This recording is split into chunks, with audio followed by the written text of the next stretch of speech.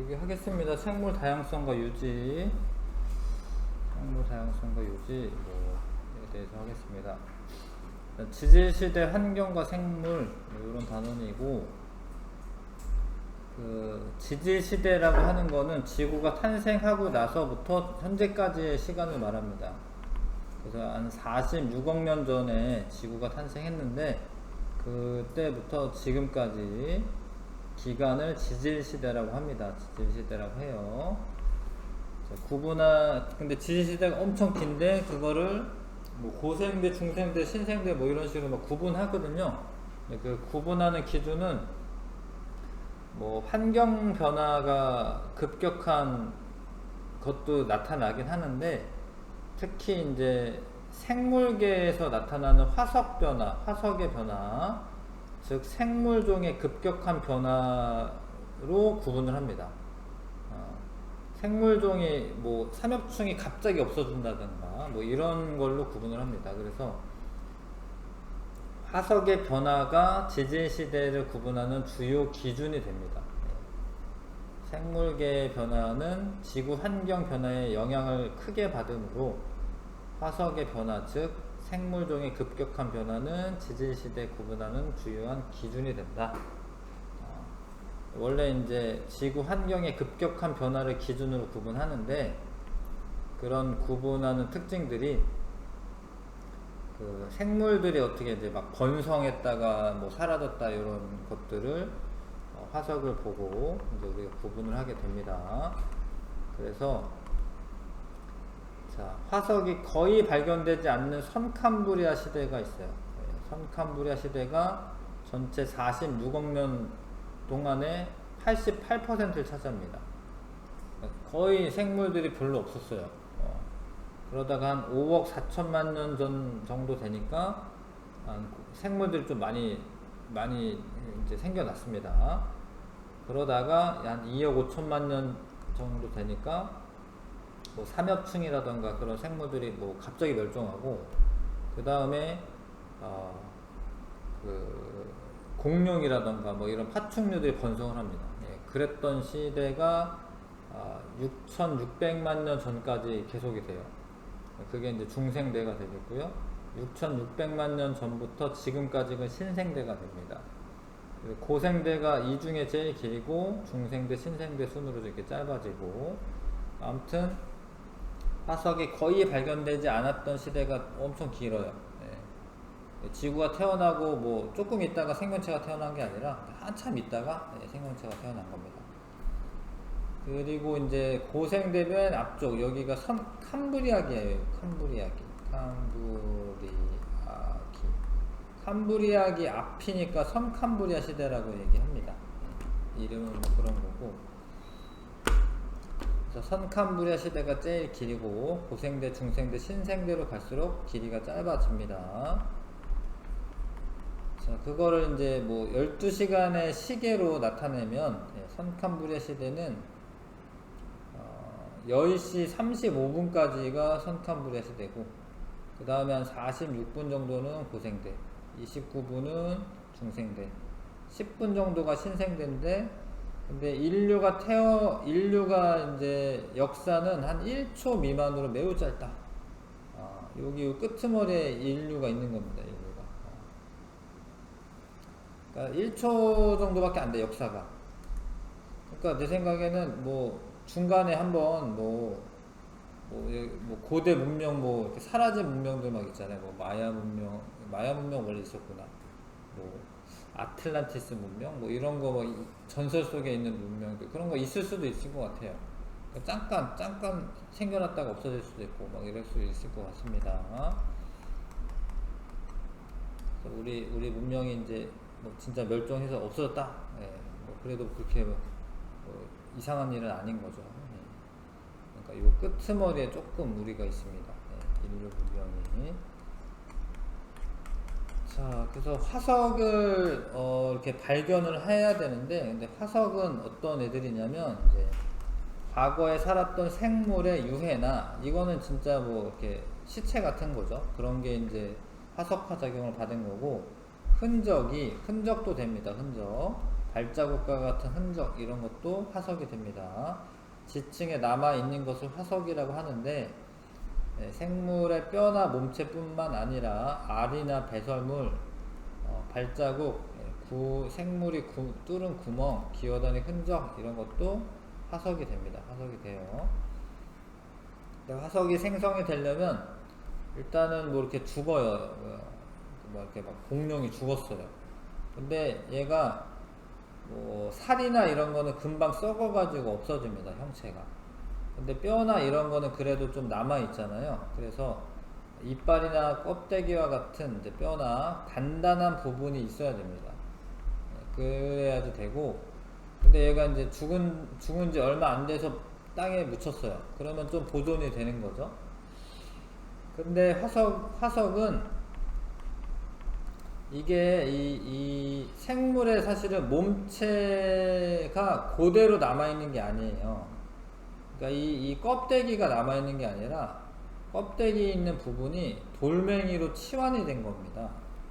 그러니까 화석은 뭐 귀화목 이런 화석도 있거든요. 나무 화석이 있거든. 근데 나무의 형태가 그대로 있는데 그 줄기 조직에 유기물 같은 애들이 석영이나 규산염 광물처럼 이제 이런 광물질로 치환이 된 거야. 그래서 규화목 이런 화석도 돌멩이에요. 나무가 아닙니다. 돌멩이인 거고, 이런 것도 다 이 부분들이 다 요런 이제 광물질로 채워진 겁니다. 광물질로 바뀐 거예요. 그래서 그런 작용을 받아야 됩니다. 생물을 이루는 원래 성분이 재결정되거나 탄화작용을 받거나 치환작용 등 화석화 작용을 받아서 화석이 만들어지는 겁니다. 그래서 그렇게 화석이 만들어서 근데 그런 게 이제 유해나 흔적이 훼손되기 전에 빨리 이제 퇴적물에 빨리 묻히고 난 이후에 화석화 작용을 받아서 화석이 되는 거예요. 근데 화석의 종류가 이제 표준화석과 시상화석으로 나눌 수가 있는데, 표준화석은 그 시대를 대표합니다. 그 시대를 대표해요. 그래서 생존 기간이 짧아야 된다고 되어 있는데 중생대에만 산다던가 고생대에만 산다던가 이런 거야. 중생대, 고생대, 뭐 신생대 거쳐서 사는 게 아니라. 그래서 이제 생존기간이 짧고 넓은 지역에 걸쳐 있어야지 그 시대를 대표하겠죠. 그런 애들을 표준화석이라고 합니다. 이런 애들은 지질 시대를 구분하는 기준이 됩니다. 그래서 삼엽충이 고생대에 번성했고요. 방추충이라는 애도 고생대에 번성했습니다. 삼엽충은 이렇게 생긴 거니까 많이 봤으니까 알죠? 그렇죠? 근데 이런 게 벌레 같은 거고, 삼엽충은 뭐 척추동물은 아니고요. 그 다음에 이거는 이제 원래 바다에 사는 바다. 삼엽충은 바다에 살았던 애입니다. 물속에서. 그 다음에 방추충은 여기 뭐 그림 같은 게 있나? 이게 이제 그림도 알아야 돼요. 그림을 알아야지 이제 답을 할 수가 있어서.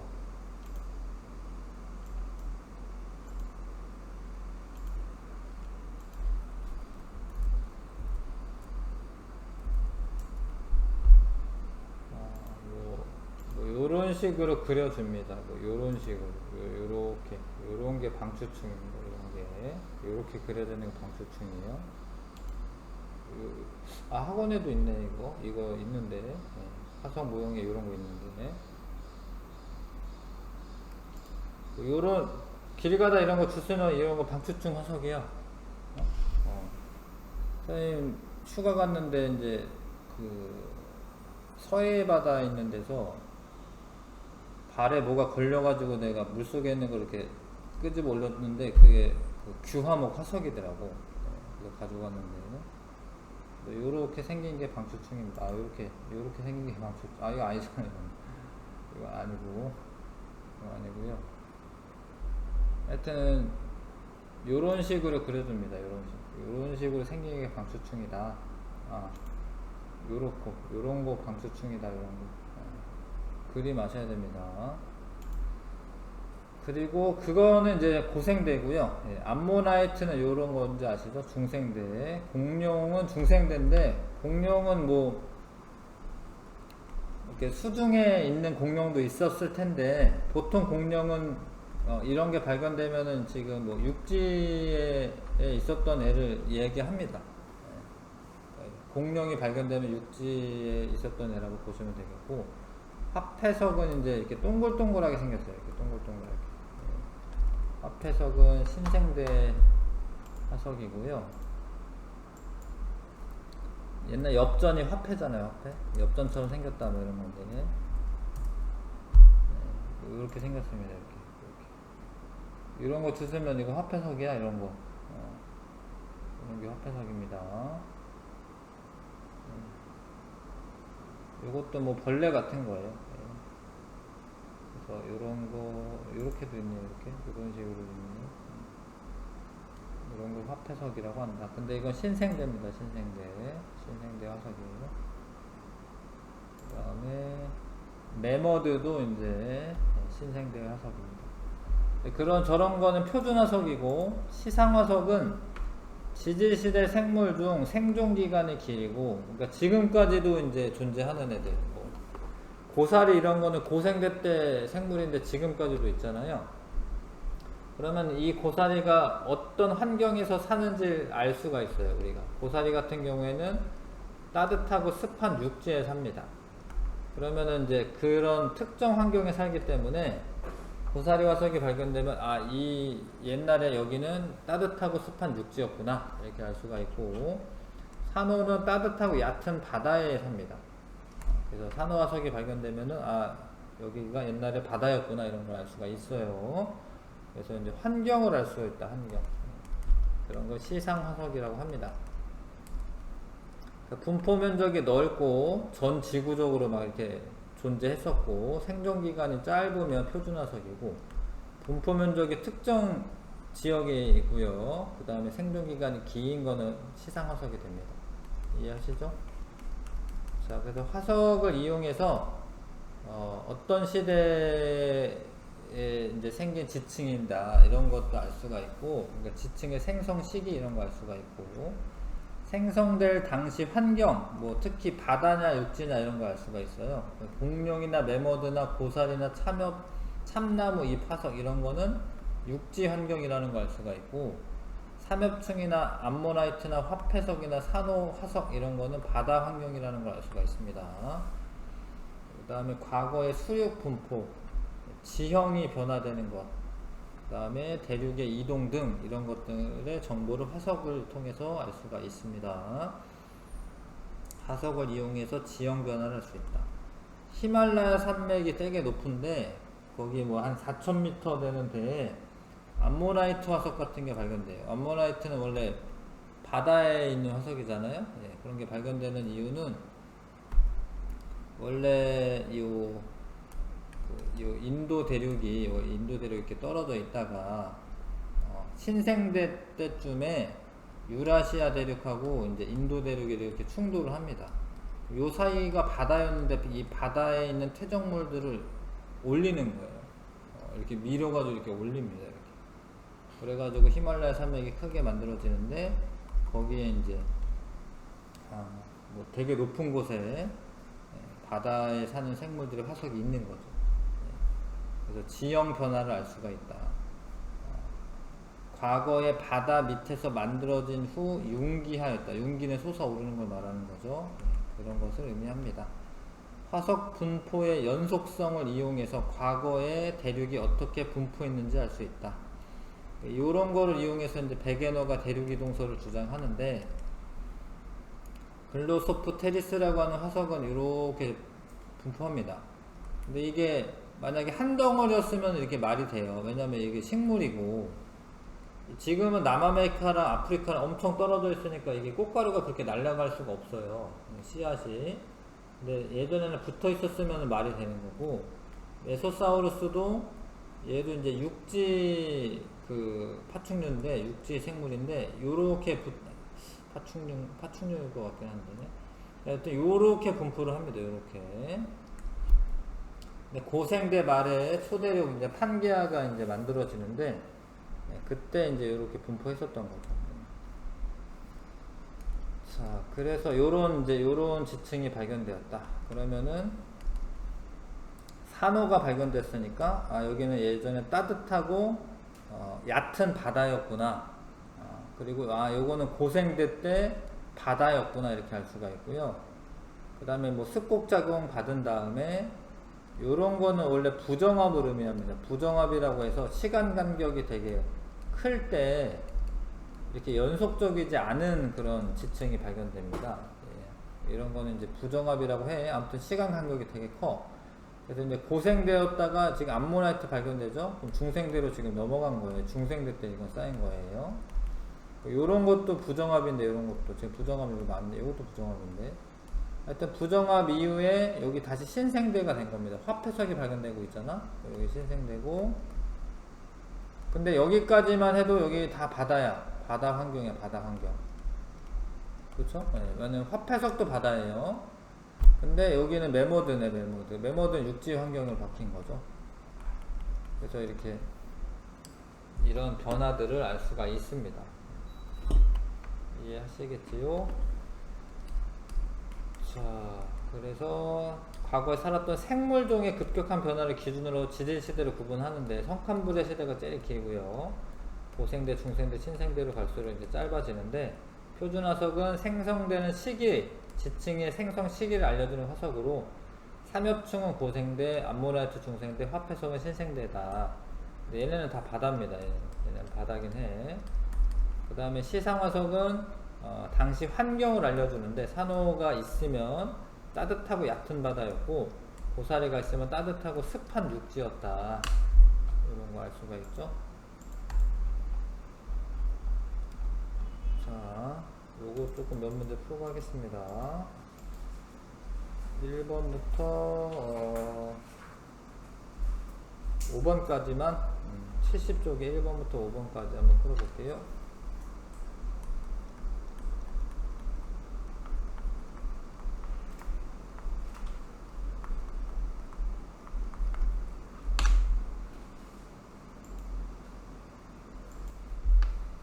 자, 다 풀어봤죠? 지질시대에 대한 설명으로 옳은 것만을 보기에서 있는 대로 고르시오. 지질시대는 생명체가 탄생한 시기부터 현재까지 기간이 아니고 지구가 탄생하고부터 현재까지이고요.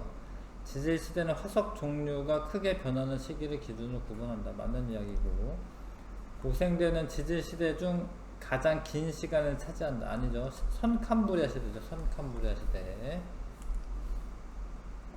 니은 고르시면 되고요. 그 다음에 표준화석은 분포 면적이 넓으면서 생존 기간이 짧아야지 표준화석으로 적합합니다. 리을. 시상화석은 분포 면적은 좁고 생존 기간이 길어야지 시상화석이 되는 거고요. 리을 기억 순으로 쓰면 됩니다. 자, 그 다음에 표준화석으로 이용되는 것은 공룡 표준화석, 중생대 표준화석, 화폐석, 신생대 표준화석, 삼엽충 고생대, 고사리는 아니고 비읍 암모나이트 중생대 표준화석이고, 요 산호나 고사리나 이런 거는 시상화석이죠. 그 다음에 육지에 살았던 생물은 산호는 바다, 이거는 공룡은 육지 생물로 취급하시고요. 화폐석 바다고, 삼엽충 바다고, 고사리는 육지, 암모나이트는 바다고. 그래서 이렇게 구분하시면 되겠습니다. 됐지요? 그 다음에 자, 시상 화석이 발견되고 따뜻하고 습한 육지에서 육지죠, 육지. 그 다음 퇴적된 지층을 고르시오. 고사리가 퇴적된 데 고르면 되니까 C고요. A에서 D, 층, 중, 시상화석이 발견되고 따뜻하고 얕은 바다. 그러면 바다, 따뜻하고 얕은 바다, 산호 A입니다. A.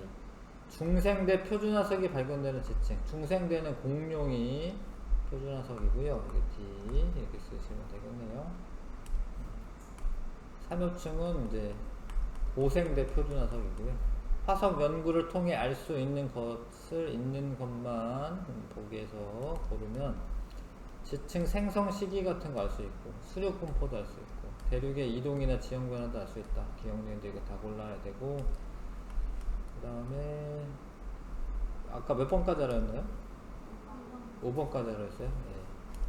자, 앞에 다시 좀 더 구체적으로 봅니다. 자, 64쪽이고요.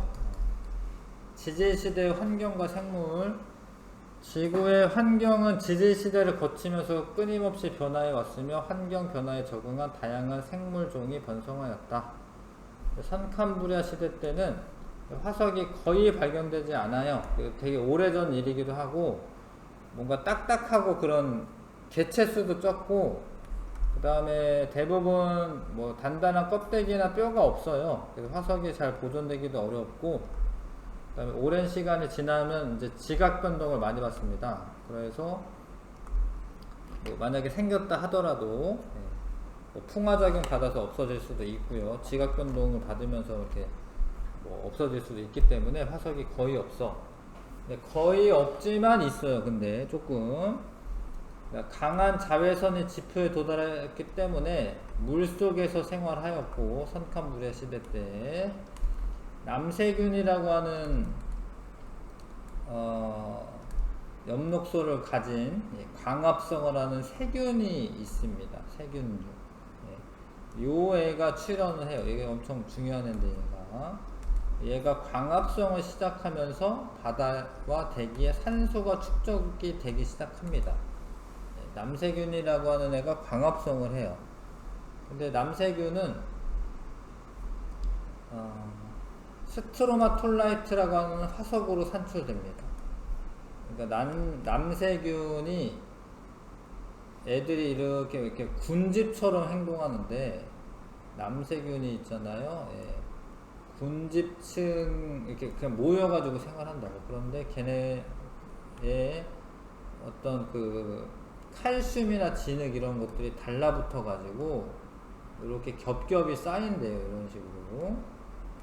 그래서 마치 퇴적층이 쌓이듯이 층상 줄무늬가 만들어지는데 이러한 퇴적 구조를 스트로마톨라이트라고 한다. 그러니까 남세균 화석이 딱 발견되는 게 아니라 그 남세균에 의해서 이런 이제 층층이 쌓이는 이런 구조가 생긴다라는 거예요. 그래서 아무튼 이 화석은 스트로마톨라이트라고 부르고 남세균의 흔적이라고 보시면 되겠고 가장 오래된 화석은 한 35억 년 전에 남세균에 의해 형성된 스트로마톨라이트 화석이다. 35억 년 전이면 이제 지구 태어나고 한 10억 년 정도 지났을 때잖아요. 그쵸? 그동안에는 별로 화석이 없다. 자, 그래서 스트로마톨라이트라고 하는 화석으로 남세균이 있었다는 걸 알 수가 있고요. 그 다음에 이제 근데 남세균은 이제 단세포 생물입니다. 단세포 생물. 근데 선캄브리아 시대의 말기야. 이 말기는 선캄브리아 시대 말기에 최초로 다세포 생물이 출현합니다. 다세포 생물은 에디아카라 동물군 화석이라고 하는 걸로 발견이 됐어요. 에디아카라 동물군 화석으로 발견됐다. 에디아카라라고 하는 호주의 어떤 지형이에요. 어떤 동네인데 거기에 요런 이거 해파리 같은 겁니다. 해파리. 다세포 생물이긴 한데 해파리 같은 다세포 생물들이 화석으로 발견이 돼요. 그래서 요때도 선캄브리아 시대 때도 다세포 생물들이 있긴 있었구나. 뭐 이런 걸 알 수가 있습니다. 그러니까 단세포 생물이 주로 있다가 말기에 다세포 생물이 출현하는데 그 증거가 에디아카라 동물군 화석입니다. 그 다음에 그래서 별로 없었어요. 아무튼 남세균 아니면은 조금의 그 다세포 생물들 그런 게 있었다. 고생대가 되면서 고생대는 한 5억 년 전부터거든요. 그러니까 그 남세균의 광합성을 이렇게 꾸준히 하면서 산소 농도를 이렇게 축적을 시켰어야 되는 거예요. 대부분의 생물들은 산소 호흡을 합니다. 산소 호흡을. 산소가 있어야지 살아갈 수가 있기 때문에 그런 환경을 남세균이 잘 만들어 주는 거죠. 뭐 몇십억 년 동안에. 고생대는 대체로 온난하였고 중기와 말기에 빙하기가 있었어요. 대체로 온난한데 빙하기가 있었습니다. 고생대 때는. 근데 중생대 때는 빙하기가 없었어요. 신생대도 빙하기 있는데 중생대 때는 빙하기가 없었고, 수륙 분포는 초기의 대륙들은 적도 부근에 여러 개로 흩어져 있었고, 말기의 대륙들이 하나로 합쳐져서 초대륙인 판기아가 형성됩니다. 초기에는 좀 이렇게 대륙이 좀 적도 부근에 흩어져 있다가 대륙이 막 이렇게 이동하거든요. 그 말기 때 판기아가 만들어집니다.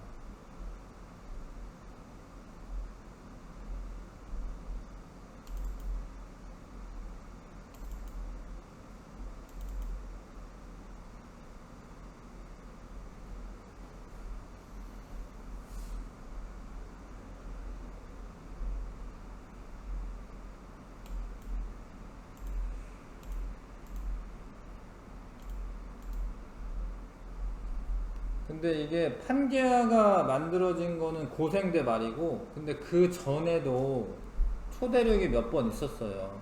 그러니까 한 13억 년 전에서 9억 년 그 사이에 로디니아라고 하는 초대륙도 있었고요. 그 다음에 이제 한 6억 년 전에 이제 곤드와나가 있었고, 다시 그 이후 한 3억 년 정도 지나서 판게아가 만들어집니다.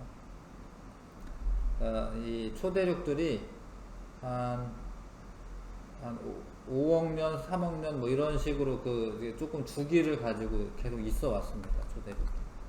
초대륙이 있어 왔고요. 5억 4천만 년 전 이제 고생대 캄브리아기, 그때 요렇게 적도 부근에 이제 요런 대륙들이 있었는데, 조금씩 모이다가 2억 7천만 년 전 고생대 말기 때 이렇게 하나의 큰 대륙이 만들어졌습니다.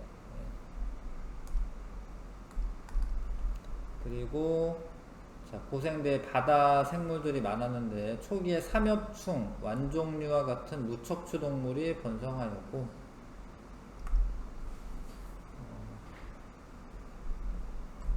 어류부터 척추동물이죠. 삼엽충 이런 거는 척추동물이 아닙니다.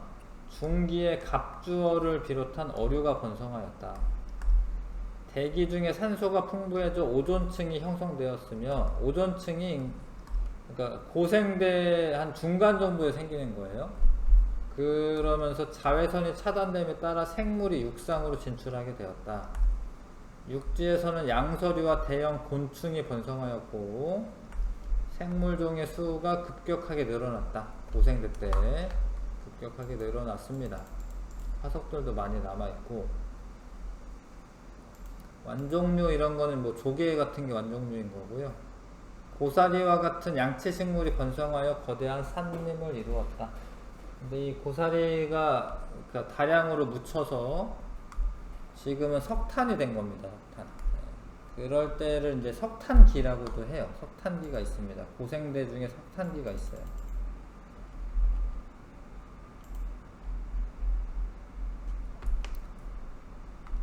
고생대 중에 캄브리아기, 오르도비스기, 실루리아기, 데본기, 석탄기가 있죠, 그렇죠? 이때 양치 식물들 번성하고, 이때 파묻힌 애들이 석탄이 된 겁니다, 실제로. 삼엽충은 이제 전반적으로 다 번성했고, 요 중생대로 넘어갈 때 이제 멸종했고요. 방추충을 푸줄리나라고도 해. 요런 애나 갑주어나 필석이나 이런 애들은 고생대 때 표준화석입니다. 선캄브리아 시대가 이게 짧아도 제일 긴 거야. 그때 이제 남세균은 스트로마톨라이트 화석, 다세포 생물은 에디아카라 동물군 화석으로 발견이 됐습니다. 요거는 이제 뒤에 나오는데, 하여튼 석탄기라는 게 있었어요. 그리고 육상 생물은 그 실루리아기 때 오존층이 형성되면서 육상 생물이 출현합니다. 그러니까 고생대 한 중간 정도 되는 거예요. 그때 정도에 육상 생물 출현하는 겁니다. 그다음에 갑주어도 이제 어류입니다. 어류의 조상. 이거 엄청 커 보이는데 갑주어가 이렇게 크나?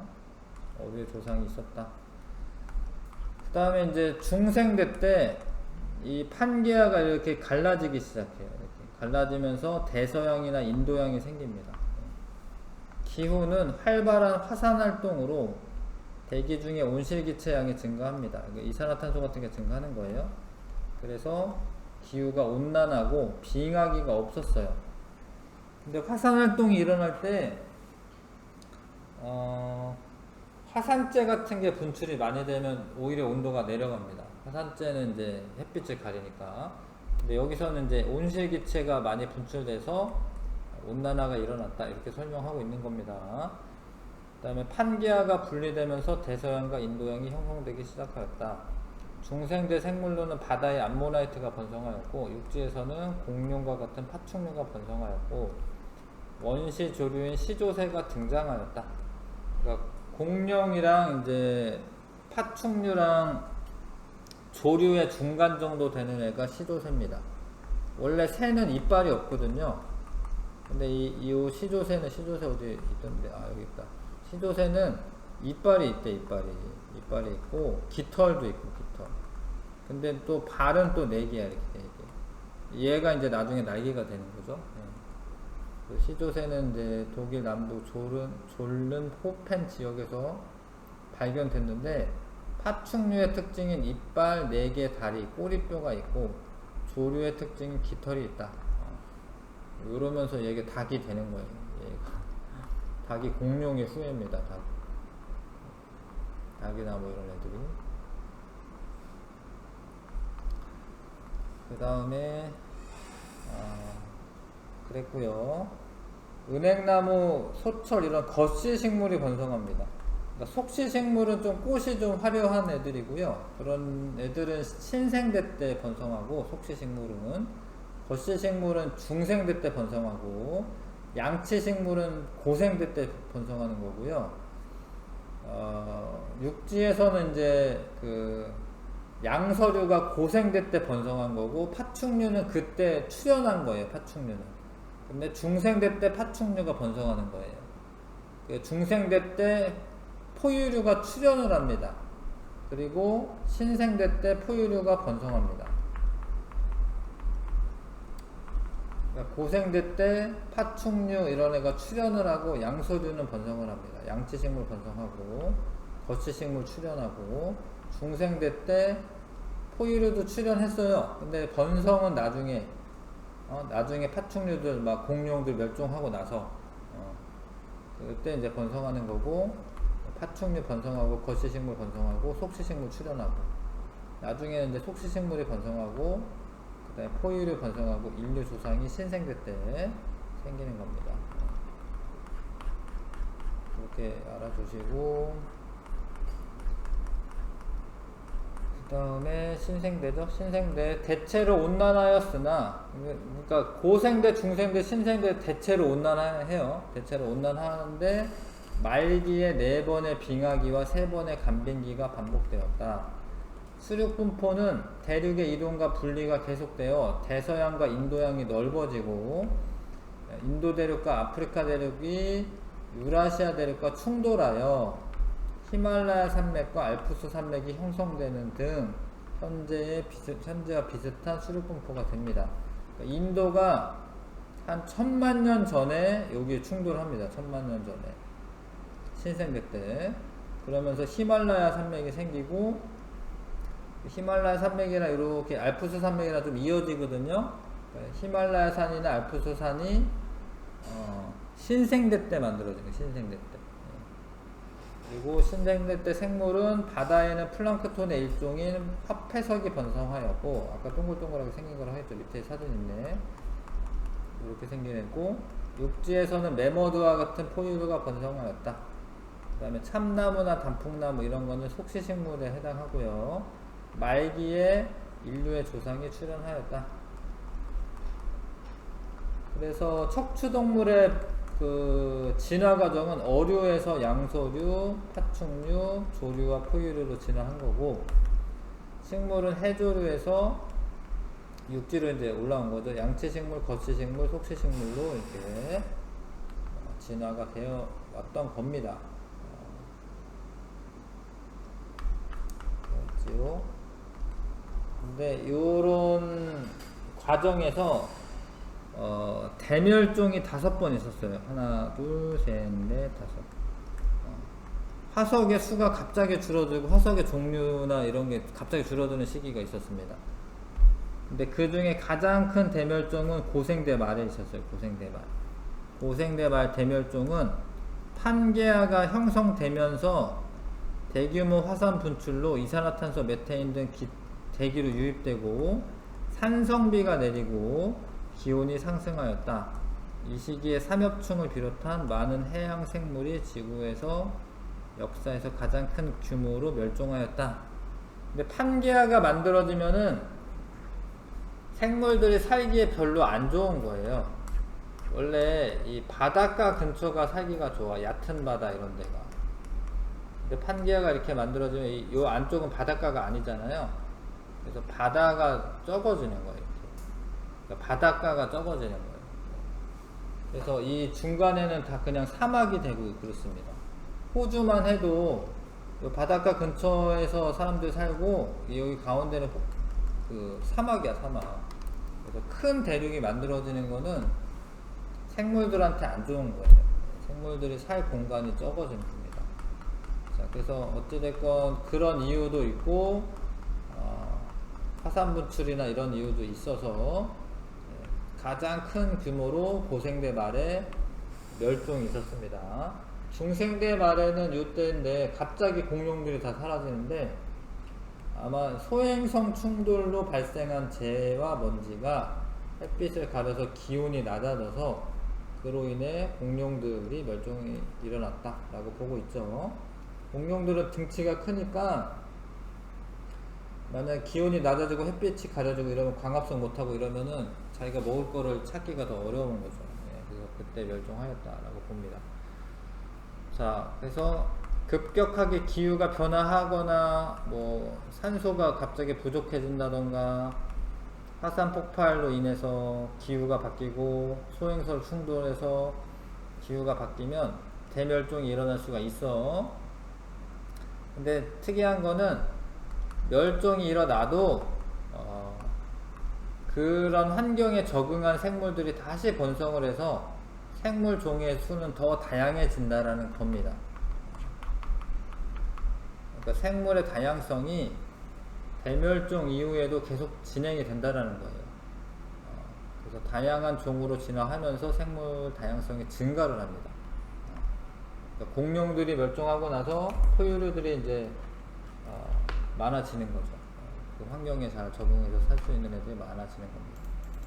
그래서 생물 다양성은 증가를 한다. 지질시대 요 표 있고, 요건 이제 대멸종에 대한 이야기이고요. 이래로에서 대멸종이 되었다라고 이제 설명하고 있는 거고, 우리는 이제 요때 고생대 말 대멸종이랑 요때 5차 대멸종, 요거는 기억을 하셔야 된다. 요건 소행성 충돌, 요거는 판게아 형성, 그런 특별한 일이 있었습니다. 넘겨서 6번부터 12번까지 풀어봐 주시고요.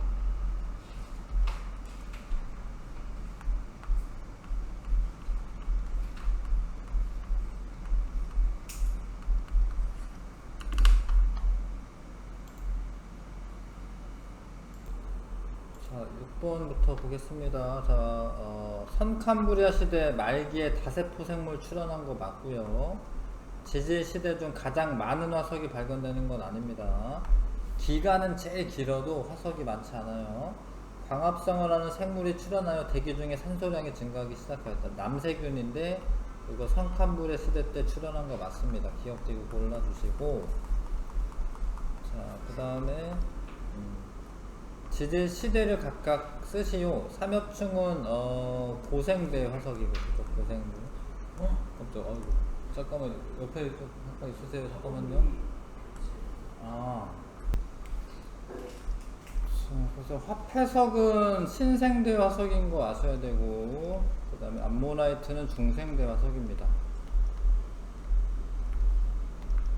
그 다음에 A 시기는 제일 긴 선캄브리아 시대고요.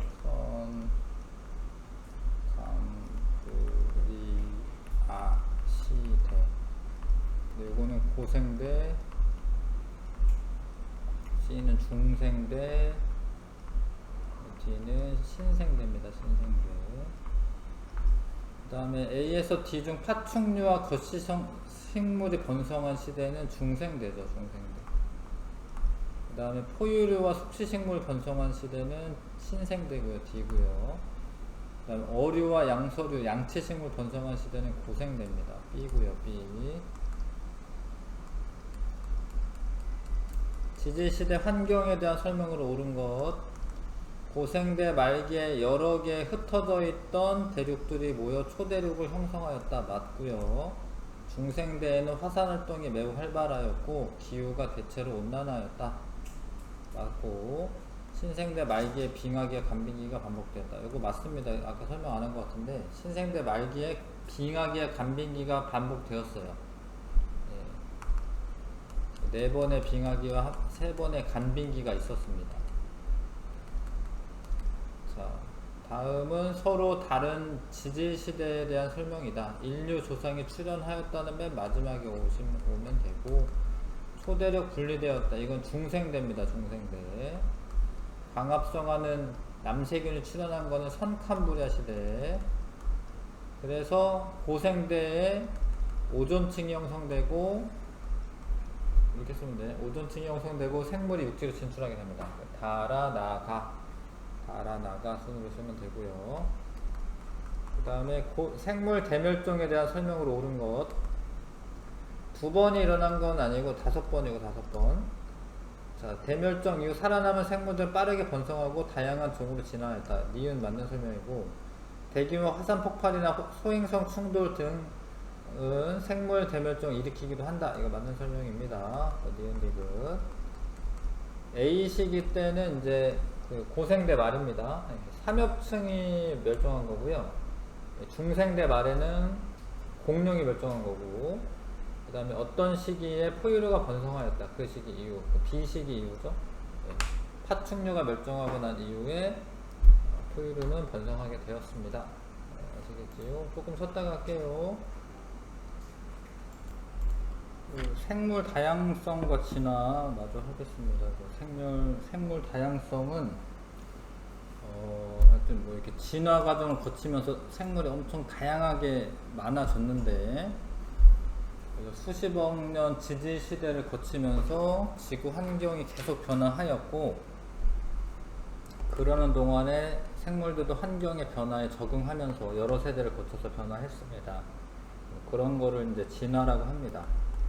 생물이 오랜 시간 동안 여러 세대를 거치면서 환경에 적응하여 변화하는 현상을 진화라고 한다. 현재와 같이 지구에 다양한 생물이 살게 된 것은 수억 년 동안에 이루어진 진화의 결과물이다.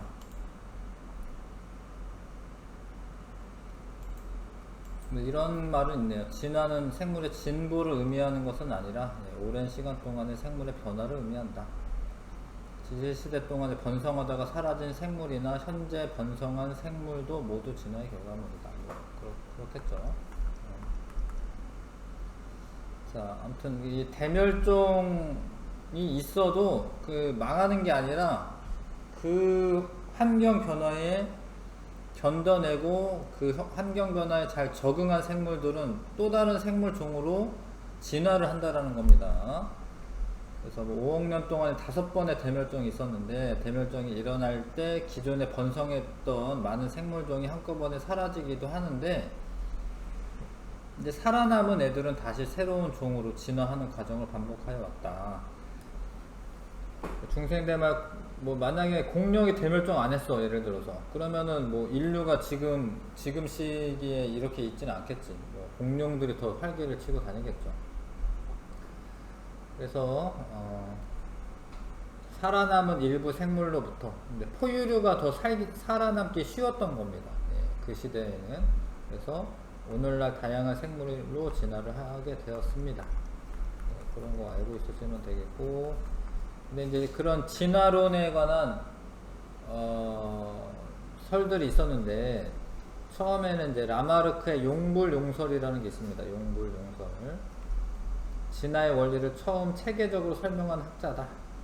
1809년 동물 철학에서 용불용설을 주장하였다. 근데 이게 용불용설이 결론부터 말하자면 이제 이게 맞는 설명이 아닙니다. 일단 이 사람이 설명한 거는 뭐냐면 잘 사용하지 않는 부분은 퇴화하고 많이 사용하는 부분은 발달한다. 그러니까 내가 만약에 열심히 운동을 해요. 그러면은 내 근육들이 발달하겠죠. 그렇죠? 뭐 내가 공부보다 운동을 더 열심히 해. 그러면 뭐 근육이 발달하겠지. 근데 그거는 맞는데 다음 세대로 전해지지는 않아 사실은. 내가 열심히 근육 키운다라고 해서 내 아들도 근육질이 되는 건 아니에요. 그러니까 내 유전자를 물려주는 거기 때문에 유전자는 획득 형질이 아니거든요. 그러니까 후천적으로 얻은 형질을 획득 형질이라고 합니다. 획득 형질.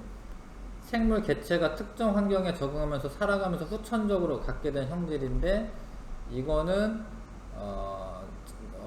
유전이 되지 않습니다. 획득 형질은. 그 옆에 획득 형질은 유전이 되지 않는다라는 것이 밝혀져서 용불용설은 오늘날 인정받지 못합니다. 근데 기린의 목이 왜 길어졌냐, 이거를 이제 라마르크의 용불용설에 의해서 이제 설명을 하면 원래는 짧았는데 얘가 자꾸 얘를 높이 있는 애를 먹고 싶은 거예요. 자꾸 높이 있는 애를 먹고 그러다 보니까 길어졌다 이렇게 설명하는 겁니다. 근데 그런 거는 유전이 되지 않습니다. 획득 형질은 유전이 되지 않습니다. 자, 근데 그 이후에 이제 다윈이 자연 선택설이라고 하는 걸 얘기합니다. 1859년에 그에 져서 종의 기원에서 자연 선택을 중심으로 진화가 된다라는 자연 선택설을 주장하였다. 자연 선택설은 이런 거예요. 이제 원래 기린이 짧은 애도 있고 긴 애도 있다라는 거예요. 그러니까 이런 걸 변이라고 합니다. 변이. 근데 우리도 마찬가지죠. 생물종이 같아도 변이가 있어요. 변이. 근데 그런 애들이 많아. 많은 게 이제 그 과잉 생산이라고 표현하는데, 그러면 얘네들이 경쟁을 해야 됩니다. 경쟁을 하는데 만약에 얘 혼자 있어. 그러면 나뭇가지 얕은 애들만 먹고 살잖아요. 근데 이게 많으면은 얘도 뜯어먹고 얘도 뜯어먹고 하니까 얘는 높은 애를 못 뜯어먹잖아요. 그러면은 얘는 경쟁에서 도태돼서 자기 자손을 못 남기고 죽을 확률이 더 높아요. 자손 남기기 전에 죽으면은 자기 유전자를 물려주지 못하는 거예요. 근데 얘는 긴 애이기 때문에 긴 유전자가 있어요.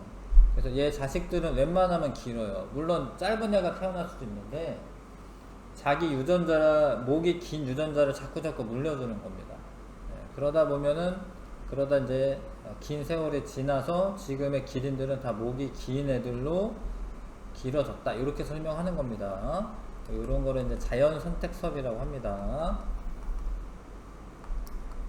자연 선택설 이 뒷장에 더 상세하게 나오고, 그래서 자연 선택설이라고 하는 진화론이 나오고, 그 다음에 돌연변이설도 나오고, 돌연변이가 갑자기 태어날 때가 있어요. 근데 그것도 유전적 변이이기 때문에 돌연변이도 전달이 됩니다. 유전자가. 뭐 돌연변이 중에 왕달맞이꽃 뭐 이런 게 있습니다. 왕달맞이꽃도 달맞이꽃의 원래 돌연변이에요.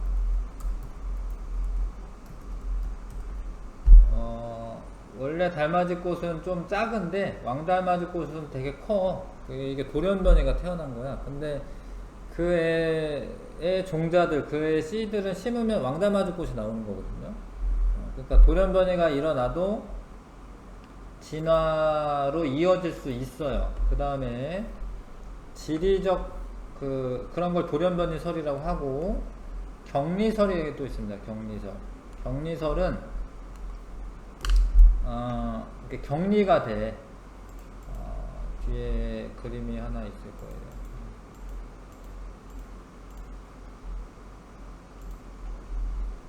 예를 들어서 79쪽에 있네요. 양들이 이렇게 살다가 양들이 사는데 양은 근데 물을 싫어하나 봐요. 물을 못 건너나 봐.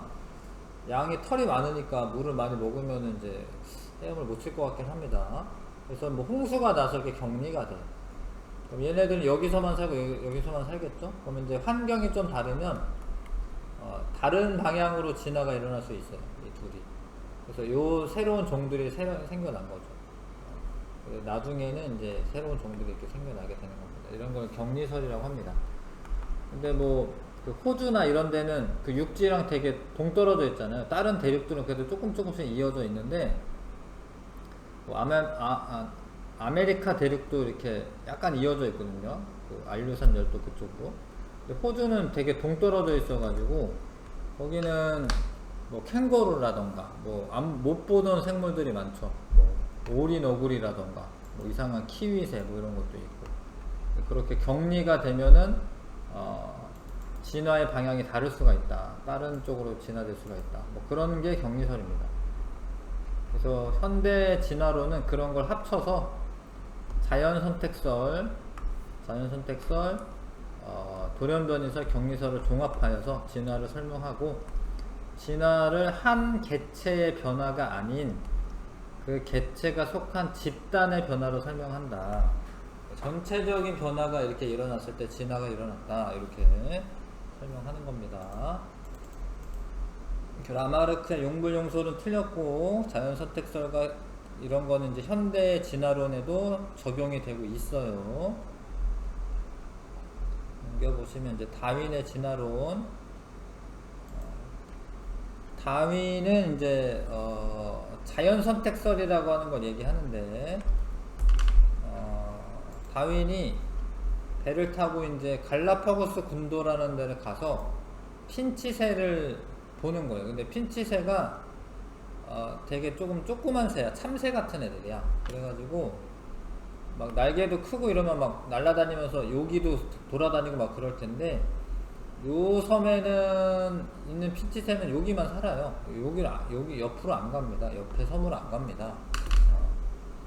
그러니까 그런 애들인 거지. 이 핀치새라고 하는 애들이.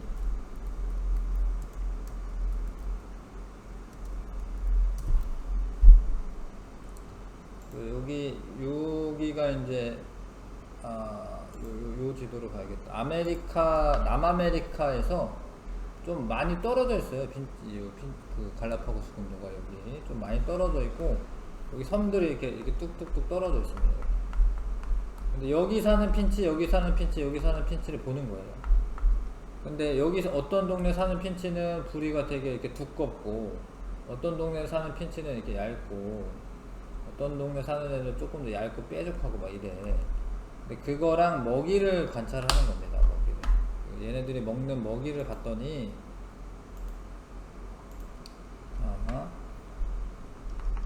여기 사는 애들은 좀 선인장이 많은 그런 섬이야. 선인장을 이렇게 쪼아 먹어야 돼. 그러면 가시에 찔릴 거 아니야, 그랬죠? 두껍고 막 이러면은. 그래서 여기 사는 핀치들은 부리가 좀 납작하고 뾰족해요. 근데 여기 요 동네는 되게 두꺼운 씨앗이 많아. 먹이가 두꺼운 씨앗을 이렇게 씹어서 이렇게 뭐 뿌개거나 뭐 이렇게 해야 돼. 어떻게 해야 돼. 그래서 부리가 두꺼운 게 유리한 거예요. 그래서 이쪽 핀치랑 이쪽 핀치랑 부리가 달라요. 그러면 그게 왜 다르게 됐냐, 그걸 설명하는 건데, 맨 처음에 두꺼운 애랑 얇은 애랑 같이 있는 거라는 거야. 그런데 얘가 살다 보면 이제 그 선인장이 많은 환경에서는 얇은 부리를 가진 애들이 더 살아남기가 쉽다라는 거예요. 그러면 두꺼운 부리를 가진 애들은 먹이를 못 먹으니까 좀 살다가 죽고 막 이러겠지. 그럼 자손을 못 남기겠죠, 그렇죠? 그래서 그런 게 여러 세대를 거듭하고 나서 이렇게 뾰족한 부리를 가진 핀치들이 번성하게 되었다라고 설명하는 겁니다. 이해하시죠, 그렇죠? 그럴만하죠? 자, 그래서 그거를 이제 좀 체계적으로 설명하면 과잉 생산이 돼. 근데 이 과잉 생산이라는 게 개체 수가 되게 많다라는 거예요. 되게 많은 자손을 낳는다. 그러니까 좀 적당한 자손이 있으면 경쟁이 좀 덜하겠지. 경쟁이 덜할 텐데 과잉 생산을 하면은 얘네들이 경쟁을 할 수밖에 없습니다. 근데 그 애들이 변이를 가지고 있다라는 거예요. 조금씩은 다르다라는 겁니다. 그 형질이 조금씩 다릅니다. 그러면 환경에 적응하는 능력도 달라요. 환경에 따라서. 그럼 이제 얘네들이 생존 경쟁을 할 때 환경에 적합한 변이를 가진 개체들이 생존 경쟁에 유리하게 됩니다. 걔네들은 살아남는 거예요. 예전에는 여기에 이제 적자 생존이라고 써져 있던 걸로 기억하는데, 어렸을 때는. 지금은 이제 자연 선택받는다, 뭐 이런 의미가 뭐냐면, 그런 생존에 유리한 변이를 가진 개체가 살아남아요. 그리고 얘가 자손을 남겨. 그런데 자기는 그런 유전자를 좀 가지고 있는 겁니다. 그런 유전자를.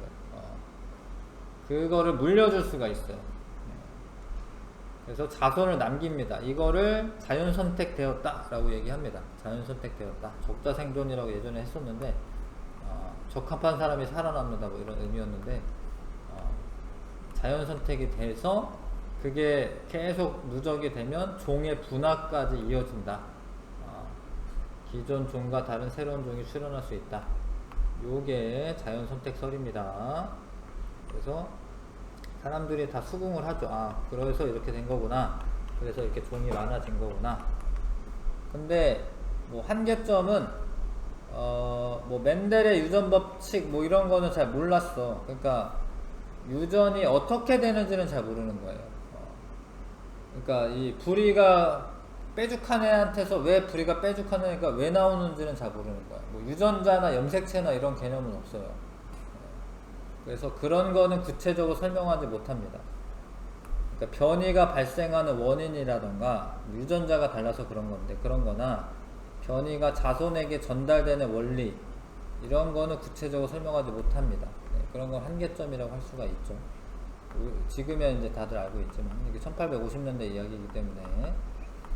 근데 그 다윈의 진화론이 과학에도 많은 영향을 미치고, 뭐 유전학 발전 이런 데도 영향을 많이 미치고,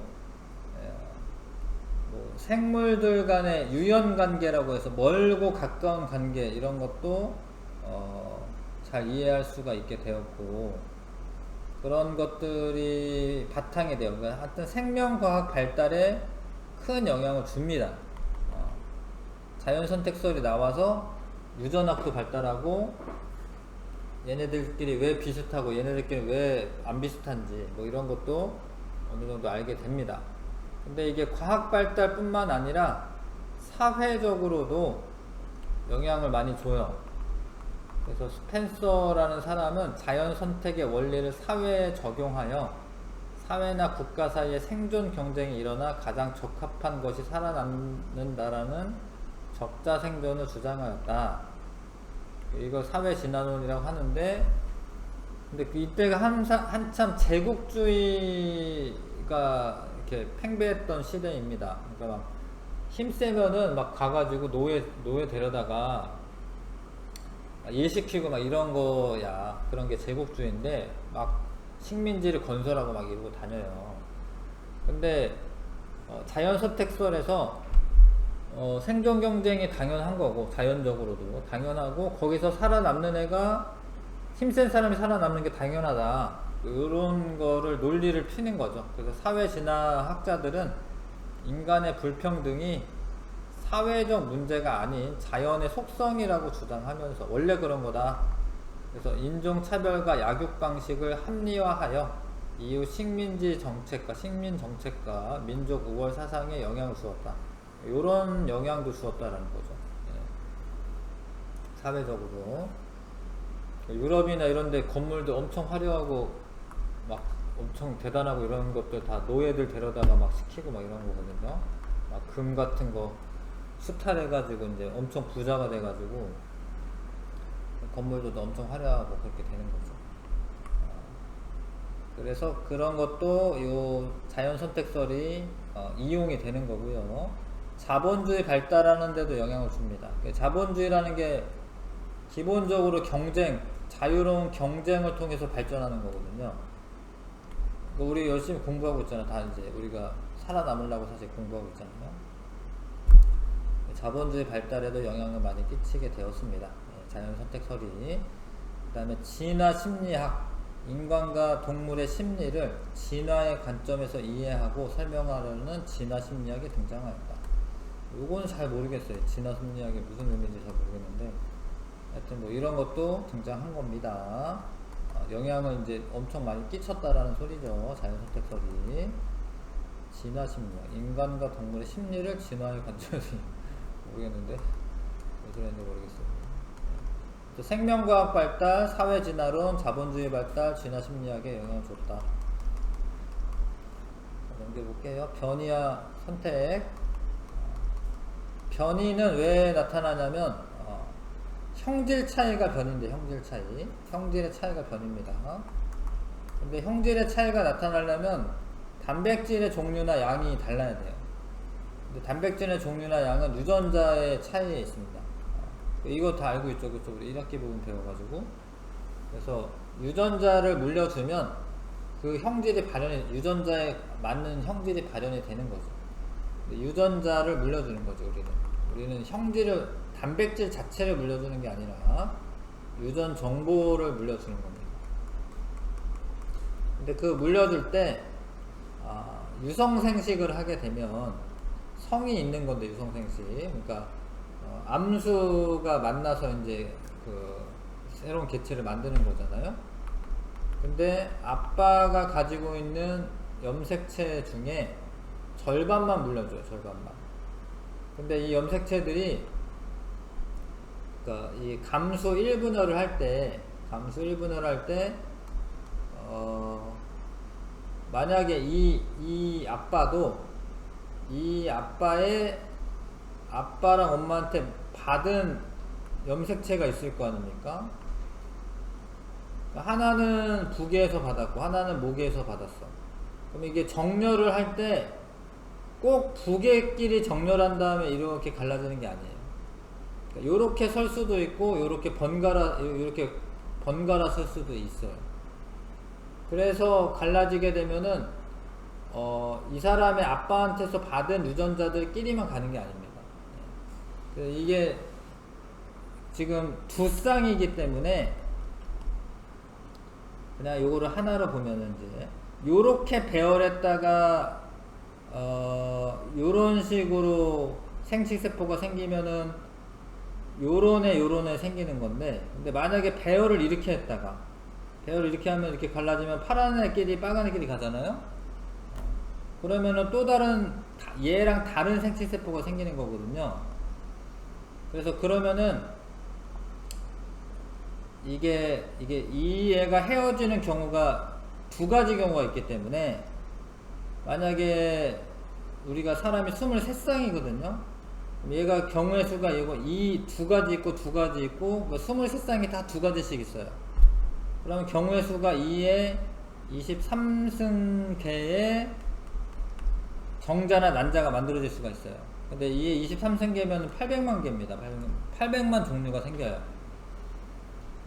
800만이면 얼마 안 맞는 것 같은데, 근데 수정을 할 때 있잖아. 수정을 할 때도 엄마도 800만 개의 난자가 만들어질 수가 있어요. 그러니까 종류가 난자는 원래 한 달에 한 개씩 이렇게 배란되는 건데, 하여튼 종류가 800만 개가 만들어질 수가 있습니다. 그래서 엄마 아빠가 각각 이런 확률이 있어서, 이런 경우의 수가 있어서 이걸 곱하면은 2에 46승 개가 되겠죠?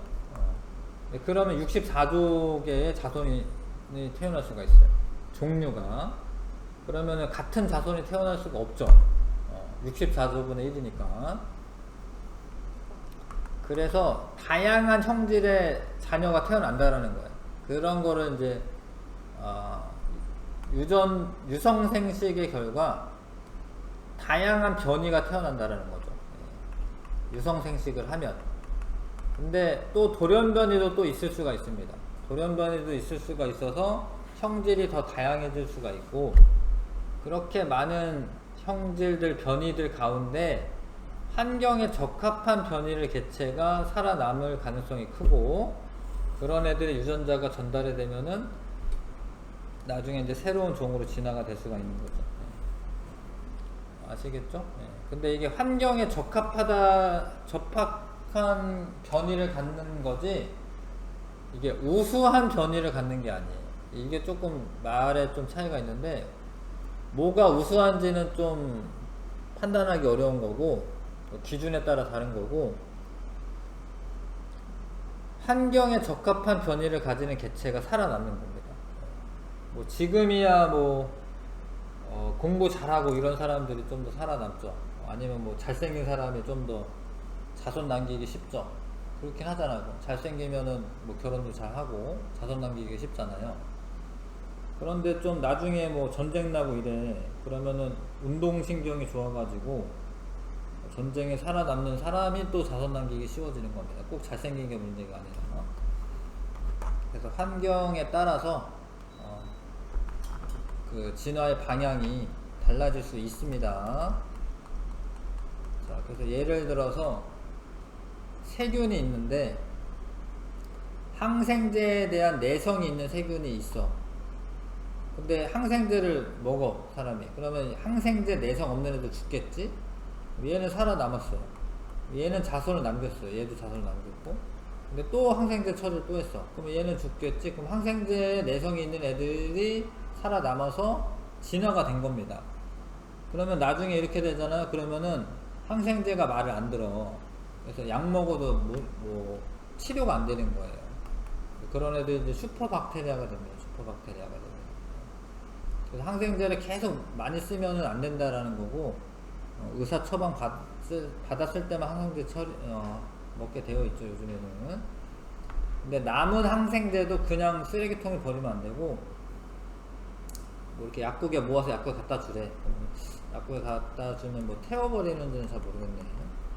하여튼 이게 자꾸 이제 이런 일들이 벌어지게 되면 항생제 내성을 가진 세균이 나타날 수 있습니다. 얘네도 자연 선택을 받은 겁니다. 진화가 된 겁니다. 자, 그런 예 중에 이제 또 공업암화라고 하는 게 있습니다. 공업암화는 원래 그 이 나방이 검은색도 있고 흰색도 있는데요.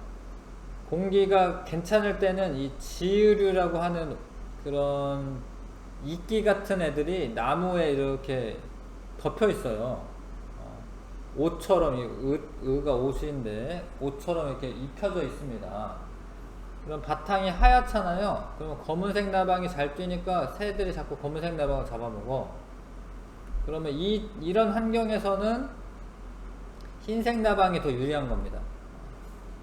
근데 이때 1850년대 이때쯤 영국에서 산업혁명이 일어나고, 이거 영국 이야기인데, 그러면 공기 오염이 많이 돼요.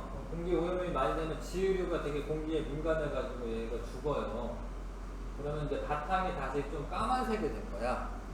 까만색이 되면은 까만색 나방은 눈에 잘 안 뜨니까 살아남는 거고, 흰색 나방이 많이 잡아먹는 거예요. 근데 다시 공기가 좋아져가지고 지으류들이 많이 살아나잖아? 그러면 다시 이제 흰색 나방으로 살아남기 쉬워지는 거죠. 그런 것도 있고, 그 다음에 원래 남모양 적혈구 빈혈증이라고 하는 거는 살아남기에 그렇게 적합한 게 아니야. 그래서 별로 이제 빈도가 없어야 되는데, 말라리아가 이렇게 생기는 아프리카 지역에서는 남모양 적혈구 유전병 환자들의 비율이 높아요. 얘네들은 근데 이 사람들은 말라리아에 대한 저항성이 있어요. 남모양 적혈구 유전자를 가진 사람은 말라리아에 잘 걸리지 않습니다. 그래서 요런 게 많은 데는 말라리아 때문에 죽는 사람이 많고, 근데 남모양 적혈구 빈혈증 환자들은 그거를 좀 이겨낼 수 있기 때문에 그 빈도가 높아진 거죠. 이것도 자연 선택의 예라고 할 수가 있겠습니다. 넘어가겠습니다. 이거 아까 얘기했고, 문제 1번부터 11번까지 푸는데, 근데 여기서 이제 요거 좀 알려줘야 될 게 뭐냐면 9번에 이게 아무것도 없었는데 갑자기 생기는 거는 돌연변이가 생긴 거예요. 그러니까 뭐가 있는데 자꾸 진행이 돼가지고 환경에 적응한 애가 많아지는 거는 자연 선택인데, 아무것도 없는데 갑자기 항생제 내성 유전자가 생겨났잖아. 그러니까 이건 돌연변입니다. 간은 돌연변이고 나는 자연 선택 과정이죠. 자연 선택이 된 겁니다. 1번부터 11번까지 한번 풀어봐 주십시오.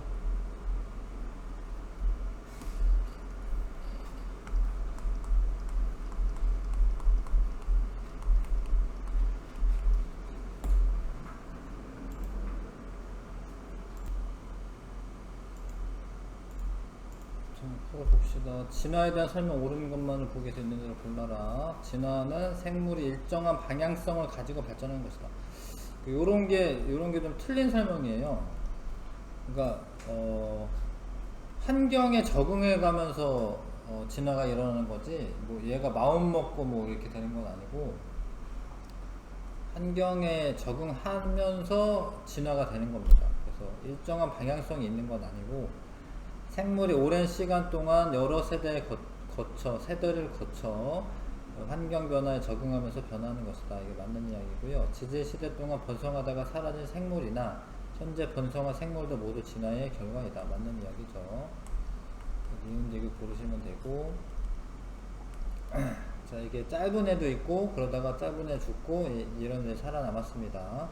기린 목이 짧은 변이는 생존 경쟁에 불리하게 작용하였다. 이게 만약에 얘네들은 좀 뭐라고 할까, 그러니까 하여튼 나뭇잎을 좋아하는 애들이고, 얘네들이 만약에 풀을 좋아하는 애들이야, 예를 들어서. 예, 그러면 사실 얘가 더 유리하지, 사실은. 예, 이렇게 쑥으려서 먹는 것보다. 그러니까 기린들은 뭐 어찌 된 건지 모르겠는데 나뭇잎을 좋아하는 거죠, 나뭇잎을. 예, 그래서 여러 시간 동안의 자연 선택이 반복되어 목이 긴 종으로 진화가 이루어진 것이다. 맞죠? 기린은 높은 나무까지 잎을 먹기 위해 목을 계속 뻗은 결과, 용불용설인데 이거는 오늘날같이 목이 길어졌다, 이거 아닙니다. 요거는 용불용설로 설명하는 거야. 이거는 용불용설은 아니고, 계속 그러다 보니 길어졌다, 뭐 이런 이야기거든요. 용불용설로 설명을 하는 겁니다. 자, 그 자연 선택에 따른 진화 과정을 순서 없이 나열했는데 순서에 맞게 나열하면 되겠죠. 과잉 생산이 먼저입니다. 과잉 생산. 근데 그 애들이 개체가 변이가 있습니다. 개체들마다. 근데 생존 경쟁을 합니다. 살아남아서 자식을 낳아. 그런 걸 자연 선택이 되는 거고, 그러다 보면 종이 분화가 된다. 이렇게 쓰면 됩니다. 마나다라가로 쓰시면 되겠고, 핀치 모양이 이와 같이 진화하는데 가장 큰 영향을 미친 요인은 먹이입니다. 먹이의 종류, 뭐 이런. 진화의 원리를 쓰시오. 먹이에 적합한 부리를 가진 개체가 살아남아서 자손을 남기는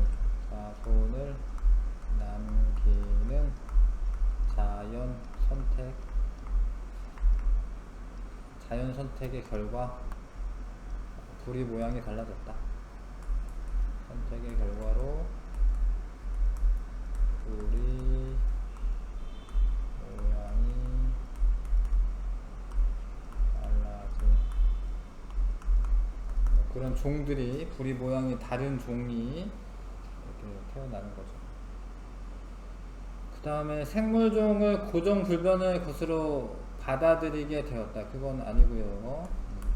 경쟁을 바탕으로 하는 자본주의 발달에 영향을 주었다. 맞고요. 니은 맞고. 인간과 동물의 심리를 진화의 관점에서 이해하는 진화 심리학이 등장했다. 이것도 맞습니다. 니은 디귿. 개체 간에 여기는 DNA니까 DNA라고 쓸게요. DNA 차이 아니면 유전자 차이. 그러면 단백질의 종류가 차이가 나고 그러면은 형질의 차이로 이어집니다.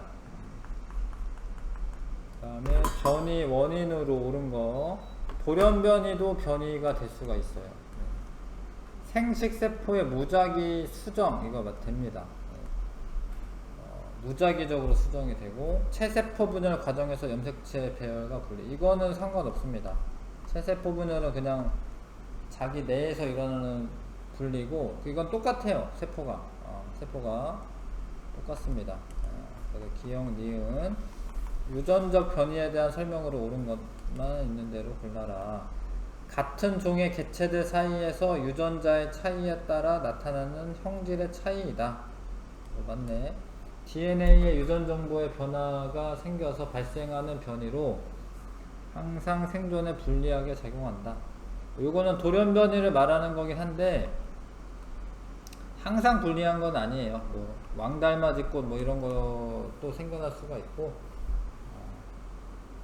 그런 거고 항상 불리한 건 아니고 개체군에 존재하는 변이가 다양할수록 환경이 변했을 때 집단이 생존할 가능성이 높다. 맞죠? 지금 맞습니다. 그러니까 다양한 애들이 있어야지 그 환경 변화에 적응하는 애가 있을 수가 있거든요. 그래서 그런 애가 있으면은 뭐 많은 희생이 있다 하더라도 그 종이 멸종할 가능성이 좀 줄어드는 거죠. 기억 디귿 보시면 됩니다. 그래서 여기 아까 설명했는데 이게 아무것도 없다가 갑자기 생겨나는 거는 돌연변입니다. 간은 돌연변이고 요거는 이제 항생제 견디는 애들이 살아남은 거죠. 나는 자연선택.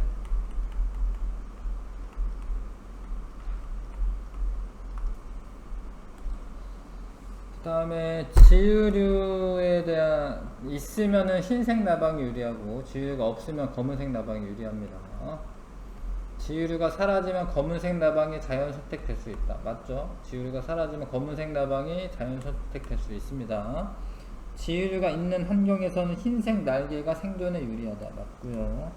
지유류가 사라지면 돌연변이가 발생하여 흰색 나방이 검은색 나방이 발생하고 뭐 그런 건 아닙니다. 그런 건 아니고요. 기억, 니은 남모양 적혈구 빈혈증에 대한 설명이다. 남모양 적혈구 빈혈증은 심한 빈혈을 일으키므로 생존에 원래 불리한데 말라리아가 자주 발생하는 지역에서는 빈도가 높게 나타납니다. 이를 통해 같은 변이라도 환경에 따라 생존에 유리하게 작용하여 자연 선택될 수 있다. 자연 선택될 수 있다. 이거를 알 수가 있다. 여기까지 하고 숙제로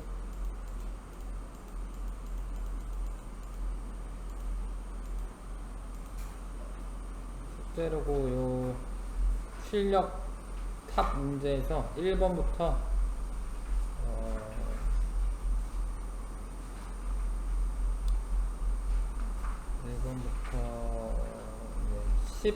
17번까지 하면 되겠습니다. 1번부터 17번까지